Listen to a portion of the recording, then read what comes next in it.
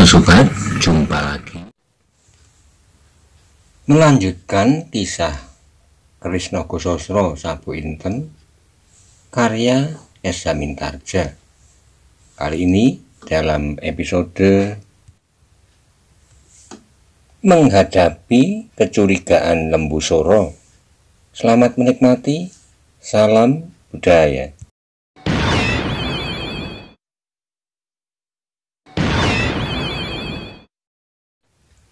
Pada episode sebelumnya dikisahkan bahwa Arya Saloka telah menyiapkan laskarnya, bagian dari keseluruhan Laskar Banyu Biru, untuk berangkat ke Pamingit, membantu menghadapi Laskar Pamingit melawan golongan hitam.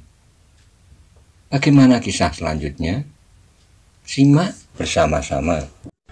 Monggo kula aturi subscribe, like, komen, soho share, matur nuwun.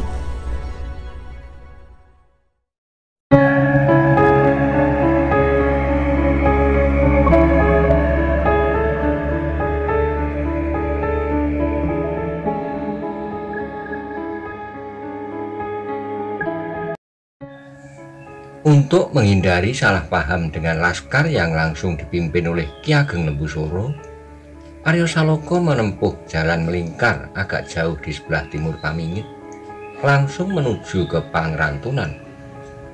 Apabila kemudian laskar itu akan menembus Pamingit, mereka akan datang dari arah tenggara.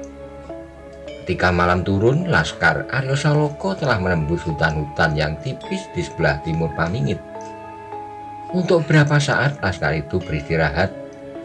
Mereka sekedar melepaskan lelah mereka dengan mempersegar tubuh mereka di sumber air yang mereka temui di perjalanan itu. Kemudian mereka masih sempat menikmati bekal yang mereka bawa, ketupat sambal.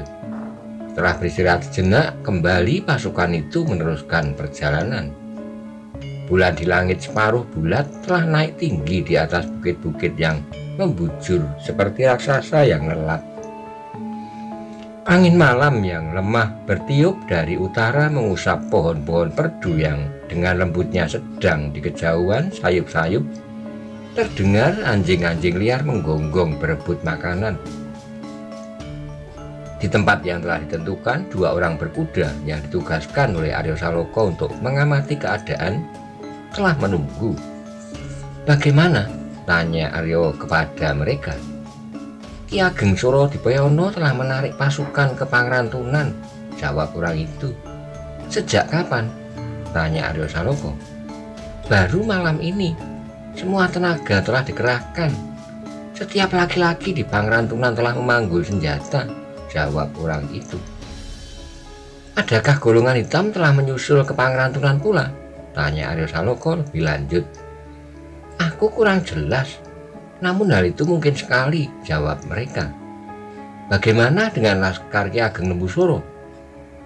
"Tak aku ketahui, namun mereka belum sampai di Pangrantunan sore tadi. Tetapi seorang pengungsi mengatakan bahwa sumber panas pun telah dikosongkan.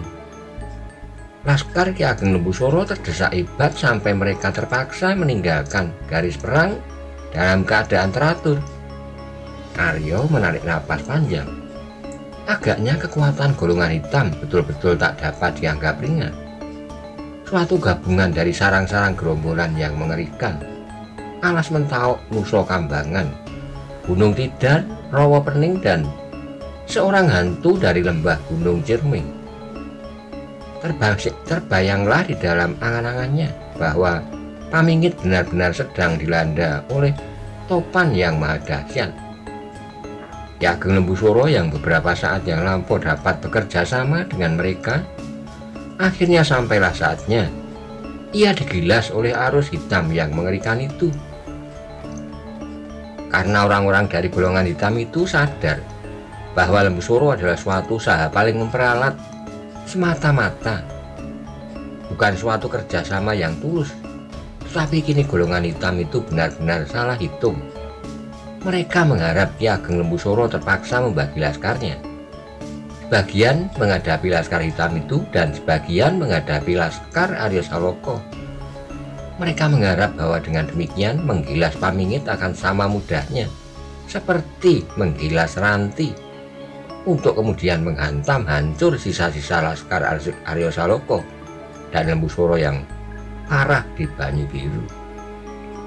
Mereka sama sekali tidak menduga bahwa kejernihan dan ketulusan hati Aryo Saloka merupakan badai yang mengembus dengan dahsyatnya, memporak-porandakan rencana mereka.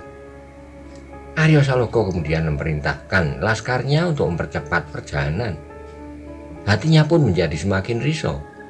Apakah kira-kira yang telah terjadi di Pamingit, dan apakah yang telah terjadi dengan ibunya?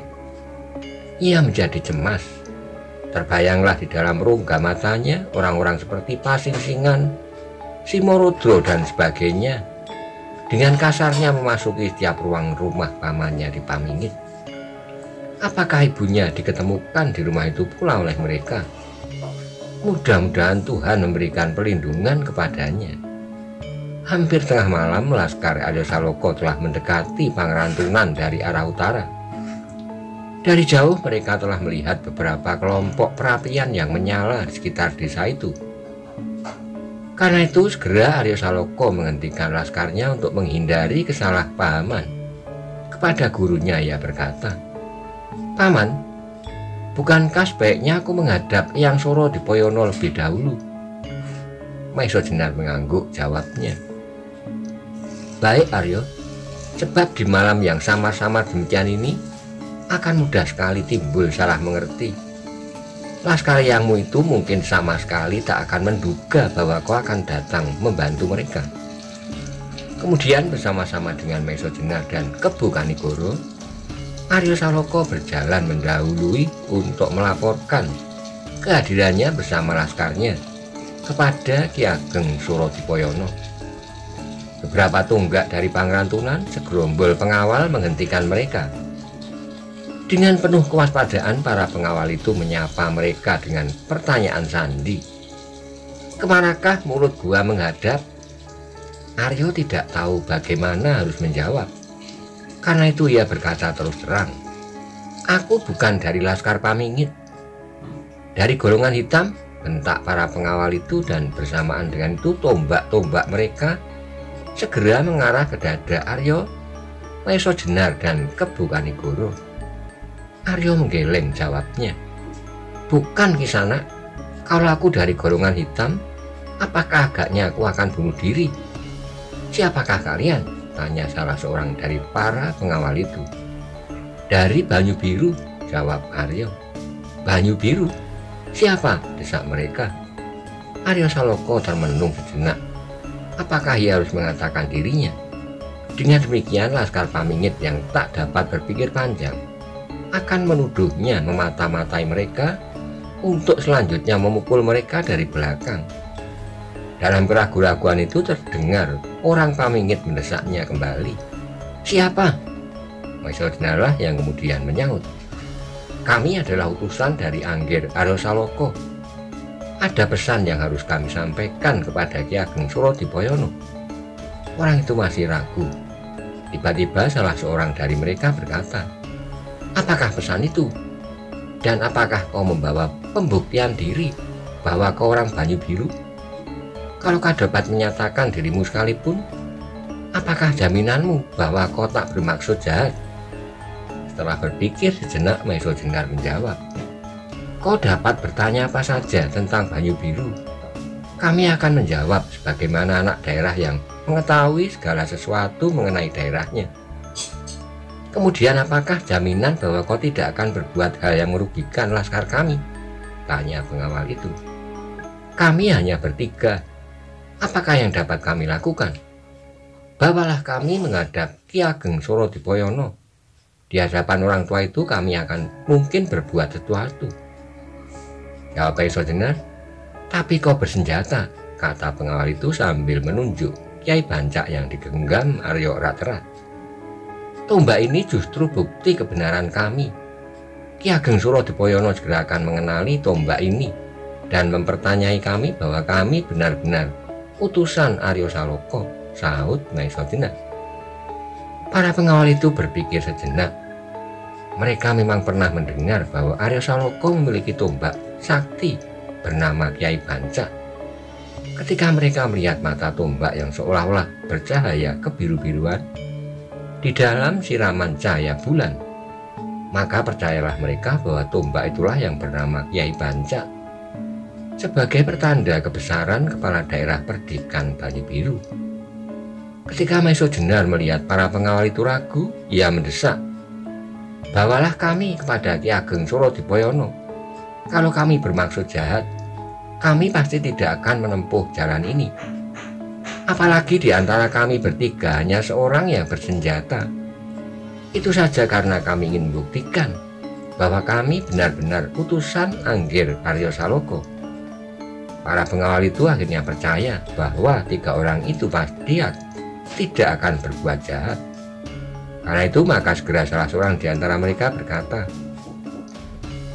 "Bawalah orang-orang ini menghadap Ki Ageng." Pada Maiso Jenar ia berkata, "Jangan berbuat hal-hal yang dapat mencelakakan dirimu sendiri.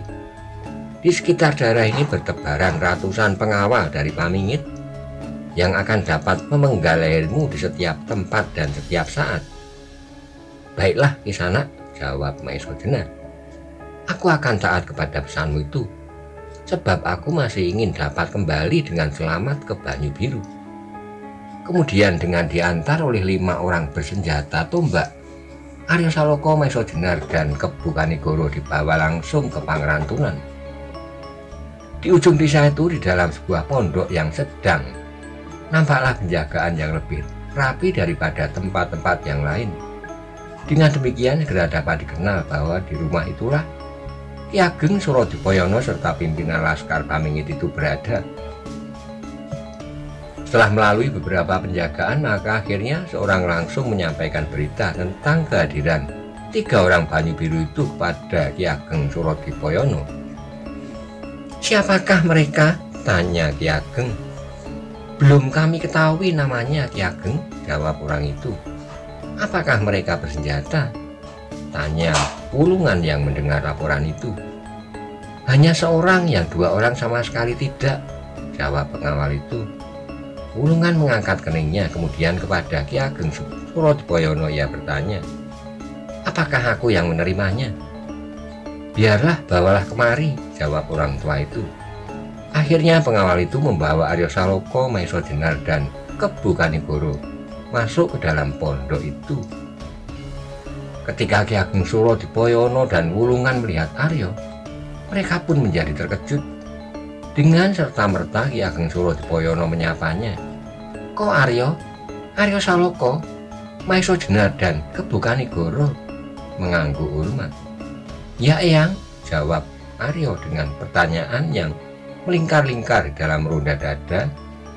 Orang tua itu mempersilahkan tamunya bertiga untuk duduk di atas tikar di bawah cahaya obor yang samar-samar. Namun meskipun demikian, Maiso Jenar dan Kebu Kanigoro dapat menangkap betapa perasaan orang tua itu bergolak. "Kedatangan kamu mengejutkan kami di sini, Arya," kata kakeknya perlahan-lahan. "Apakah engkau punya keperluan yang tak dapat ditunda sampai persoalanku dengan orang-orang dari golongan hitam itu selesai?" Arya Saloka, Maiso Jenar, dan Kebu Kanigoro segera menangkap kecemasan hati Ki Ageng Surodipoyono. Agaknya orang tua itu menjadi gelisah kalau Arya Saloka kemudian mengubah pendiriannya tentang tuntutannya atas Banyu Biru. "Kapankah kira-kira persoalan yang akan selesai?" tanya Arya. Ki Ageng Surodipoyono menggeleng-gelengkan kepalanya, jawabnya, "Aku tidak tahu, Arya. Besok, lusa, atau seminggu, 2 minggu lagi. Seandainya persoalan ini selesai, aku pun tidak dapat membayangkan bentuk penyelesaiannya. Apakah orang-orang dari golongan hitam itu akan dapat aku usir dari Pamingit? Atau kamilah yang harus binasa dalam pelukan kewajiban kami?" Arya Saloka mengerutkan keningnya, perasaannya iba kembali melonjak-lonjak. Karena itu kemudian ia berkata, "Dapatkah aku ikut mempercepat penyelesaian ini, Eyang?" Ki Ageng Surodipoyono terkejut. Diangkatnya wajahnya yang telah dipenuhi oleh jalur-jalur umurnya. Namun kesegaran dan kewibawaan yang terpancar dari wajah itu mengesankan bahwa Ki Ageng Surodipoyono adalah seorang yang berjiwa besar dan penuh dengan pengalaman hidup. Tetapi kali ini orang tua itu tidak segera dapat mengerti maksud Aryo Saloka. Dengan pandangan yang dipenuhi oleh persoalan-persoalan, ia bertanya, "Apakah yang akan kau lakukan, Aryo?" Aryo Saloka menggeser tempat duduknya. Ia tidak segera menjawab, tetapi ia memandang saja kepada gurunya. Agaknya ia minta kepada Maiso Jenar untuk menyampaikan maksudnya kepada kakeknya, supaya segala sesuatu dapat menjadi jelas. Karena ia merasa bahwa ia tidak pandai untuk menyampaikan perasaan dengan kata-kata.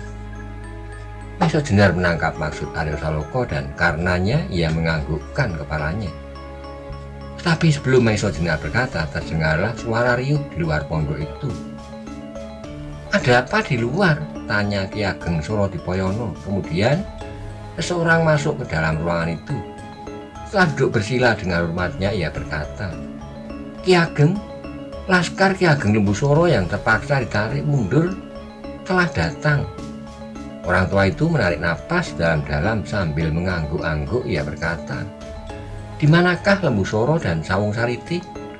"Sedang menuju kemari," jawab orang itu. "Baiklah," sahut Ki Ageng Surodipoyono pendek. Sebelum orang itu keluar, masuklah orang yang dikatakannya, Ki Ageng Lembusuro dan Sawung Sariti. Pakaian mereka yang bagus telah menjadi kotor dan kumal. Sedang wajah mereka yang dilapisi oleh debu berminyak nampak membayangkan betapa perasaan mereka bercampur baur, bergolak dalam dada mereka. Kedua orang itu terkejut sekali ketika mereka melihat Aryo Saloka. Maiso Jenar dan Kebu Kanigoro berada di dalam ruangan itu. Tapi sebelum mereka menyapanya, terdengar Ki Ageng Surodipoyono bertanya, "Bagaimana dengan laskarmu?" Lembusuro menggeram. "Terpaksa aku tarik kemari," jawabnya. "Seluruhnya?" tanya ayahnya pula. "Ya." Ia masih ingin berkata lagi, namun agaknya ia menjadi ragu. Karena itu sekali lagi ia memandang Aryo Saloka dengan tajamnya. Kemudian terdengar ia bertanya kasar, "Ada apa anak itu kesini?" "Duduklah," Ki Ageng Surodipoyono menyilahkan. "Biarlah kita berbicara. Aku belum sampai pada pertanyaan itu." Dengan segan Lembusuro dan Sawung Sariti duduk. Namun mereka masih memandang Aryo dengan sorot mata yang asing. "Aku sedang bertanya kepadanya," Ki Ageng Surodipoyono berkata setelah Lembusuro dan Sawung Sariti duduk. "Kau akan memaksakan kehendakmu ketika kami sedang dalam kesulitan, Kakang Aryo," Sawung Sariti mendahulunya. Aryo Saloka memandang adik sepupunya dengan sudut matanya, namun ia tidak menjawab. "Nah, Aryo, berkatalah, apakah maksud kedatanganmu kemari?" Ki Ageng Surodipoyono menengahi. Kembali Aryo memandang gurunya dan kembali Maiso Jenar sadar bahwa muridnya memerlukan bantuannya. Tapi sebelum Maiso Jenar menjawab, terdengarlah Ki Lembusuro berkata, "Jangan ragu-ragu, katakan apa yang tersirat di dalam hatimu. Sebenarnya kami tidak perlu bertanya lagi. Terlihat dari wajahmu. Sebab apa yang tersirat di dalam hati pasti akan terbayang pada tata lain. Lihatlah betapa kelam warna wajah-wajah kalian, pakaian kalian dan laskar kalian. Apakah kalian memungkiri bahwa kalian termasuk di dalam deretan golongan hitam?" Betapa tersinggungnya hati Aryo Saloka dan Maiso Jenar mendengar kata-kata itu. Tanpa sesadarnya Maiso Jenar mengamati warna pakaiannya. Hijau gadung. Memang betapa kelam warna itu, dan ketika tiba-tiba matanya terlempar kepada baju Aryo, ia menarik napas dalam-dalam. Aryo Saloka mengenakan baju pendek sangat sederhana. Terdengar ia menggeram, tetapi sebelum ia sempat menjawab, tiba-tiba terdengarlah Kebu Kanigoro berkata dengan sarehnya, "Ki Ageng Lembusuro, janganlah Ki Ageng mempersoalkan pakaian-pakaian kami. Kesederhanaan bentuk lahiriah bukanlah karena kekelaman hati. Betapa tenang warna hijau gadung yang gelap, dan betapa sederhananya pakaian Aryo Saloka dan laskarnya.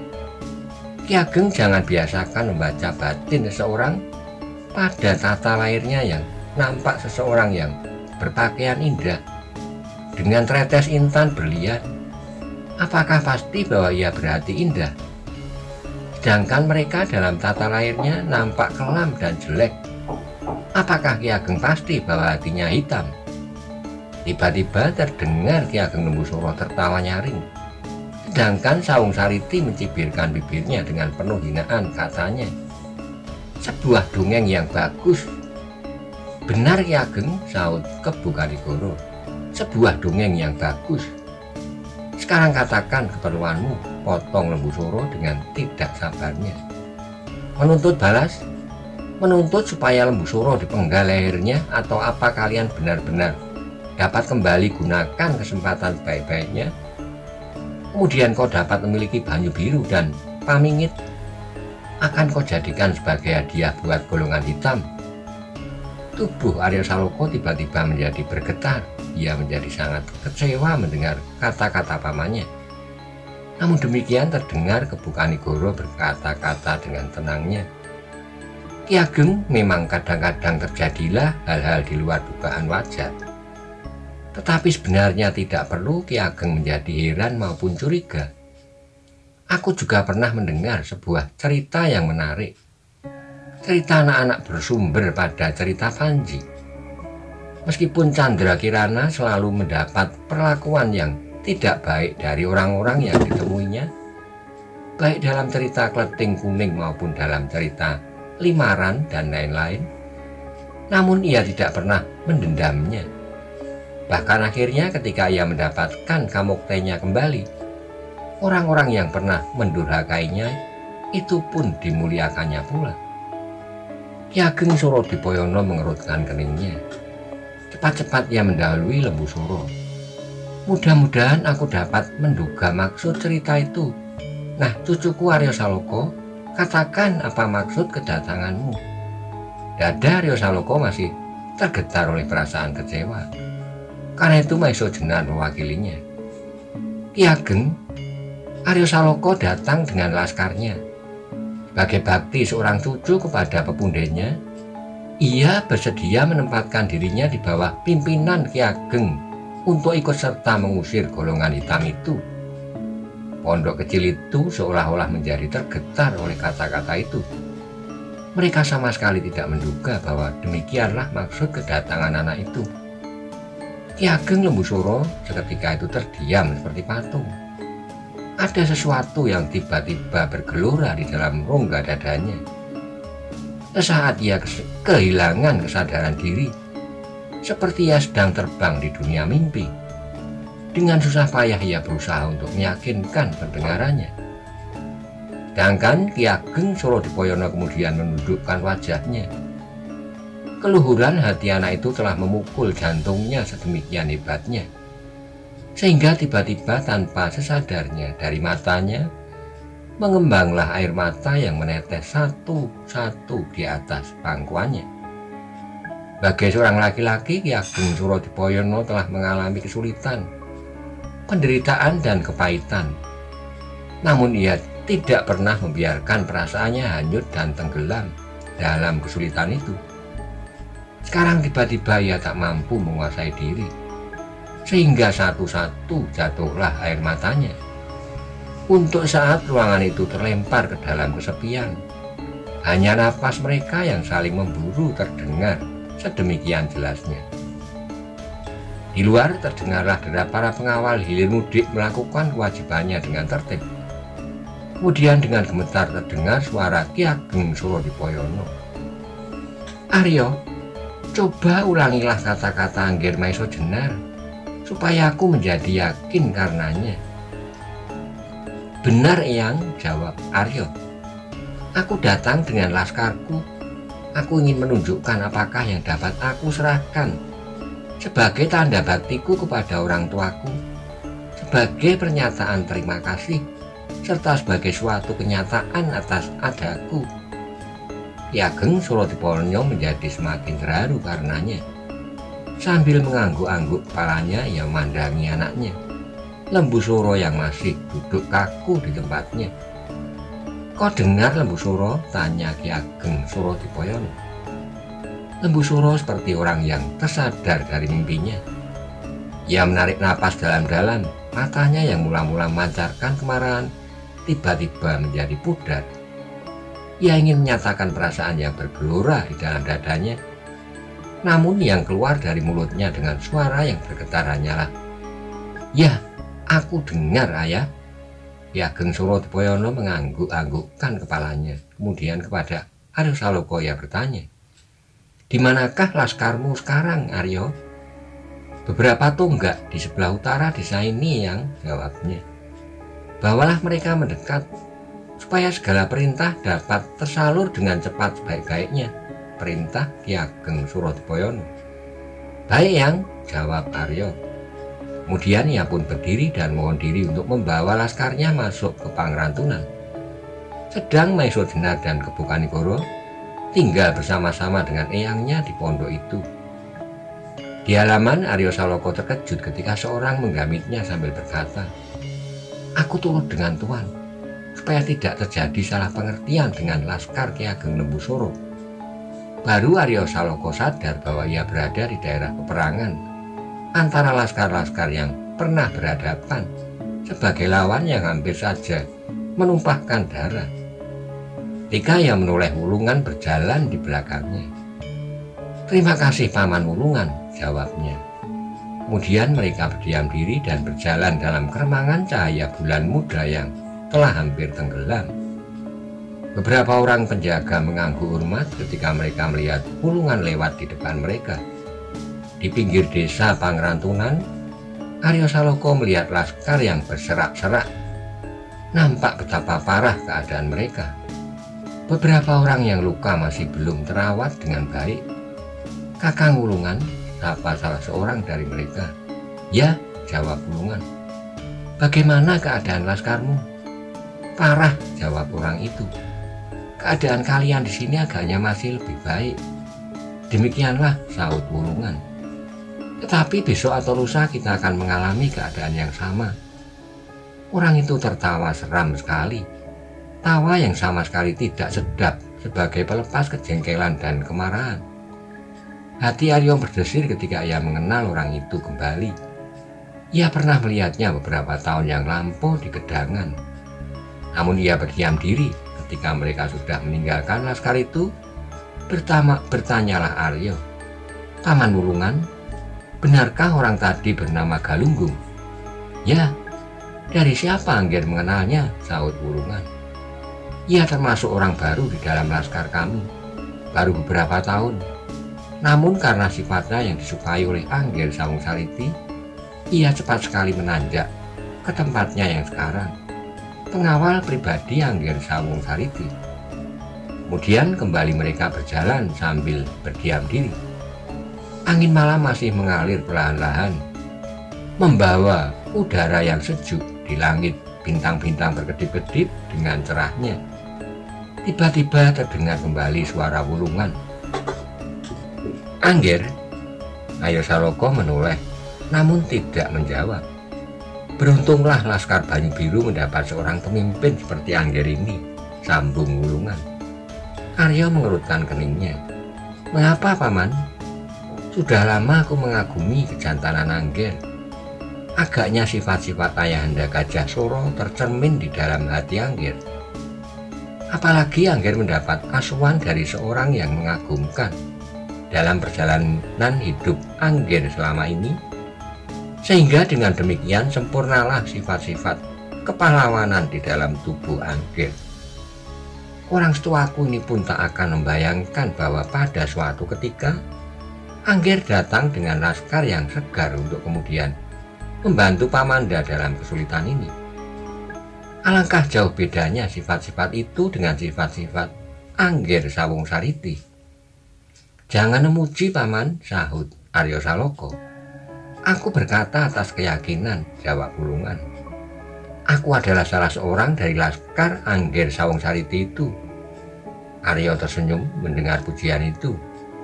Ia sama sekali tidak membanggakan diri karena sifat-sifat yang baik dan dikagumi orang.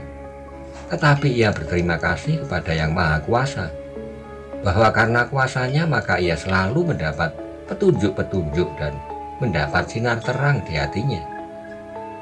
Selalu diingatnya sebuah cerita yang pernah diceritakan oleh gurunya tentang dua orang hamba, seorang raja dan yang seorang adalah pemungut pajak yang kejam.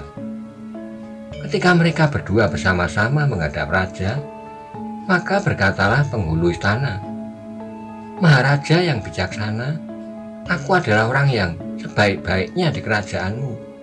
Aku selalu berbaik hati kepada rakyatmu dan memberikan kepada mereka hadiah-hadiah yang berharga. Sehingga dengan demikian segenap rakyatmu akan mencintai aku. Karena itu kalau Maharaja akan memberi hadiah kepada hambanya, maka akulah orang yang paling pantas untuk menerimanya."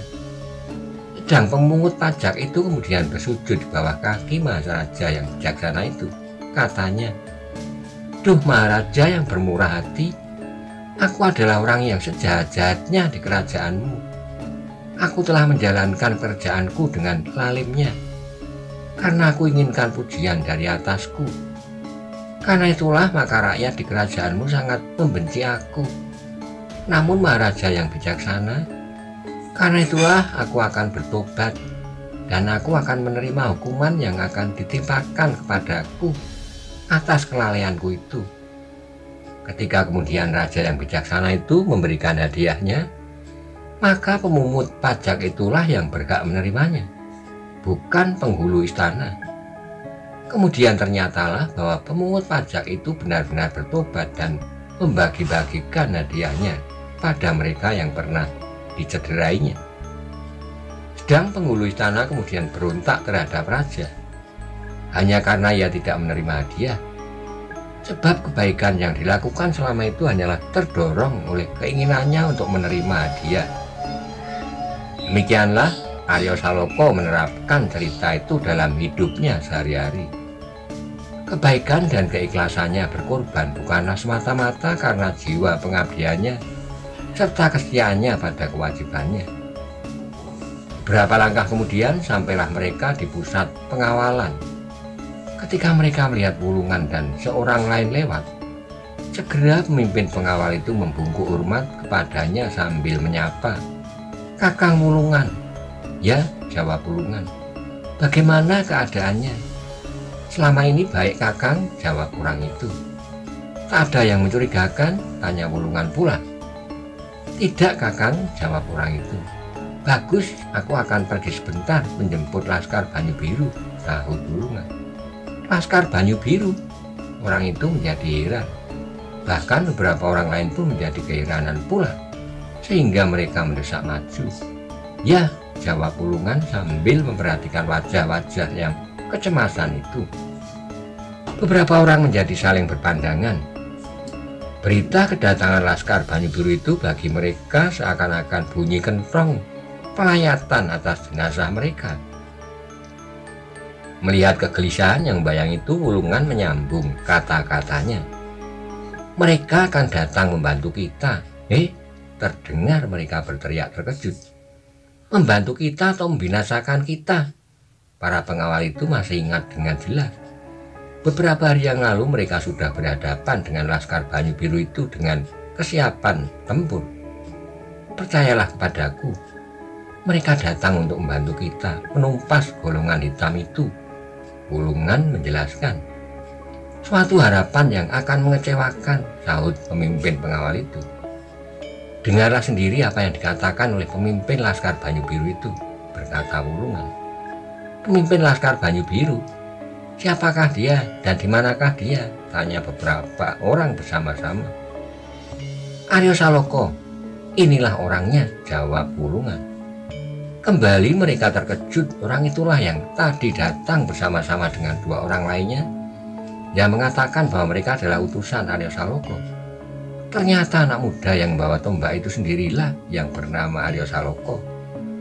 Ketika mereka masih keheranan, terdengarlah Aryo Saloka berkata, "Jangan berprasangka, aku datang untuk membantu kalian.